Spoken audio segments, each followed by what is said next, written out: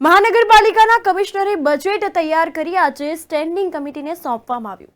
ભાવનગરની વાત કરી રહ્યા છીએ। ભાવનગર મહાનગરપાલિકાનું 2024-25નું અંદાજપત્ર આગામી દિવસોમાં આવી રહ્યું છે, ત્યારે કમિશનર દ્વારા તૈયાર કરવામાં આવેલું અંદાજપત્ર સ્ટેન્ડિંગ કમિટીને સોંપવામાં આવ્યું હતું, જેને પગલે એક પત્રકાર પરિષદનું આયોજન કમિશનર હોલ ખાતે યોજાયું હતું। ભાવનગર મહાનગરપાલિકાના કમિશનર NV ઉપાધ્યાય 2024-25નું હસ્તાંતરણ સ્ટેન્ડિંગ કમિટીનું કરવામાં આવ્યું હતું। જો કે તૈયાર થયેલા અંદાજપત્રમાં આવક 1269 કરોડ અને ખર્ચ 1328 કરોડ તેમજ બંધ સિલક 218 કરોડ દર્શાવવામાં આવી છે।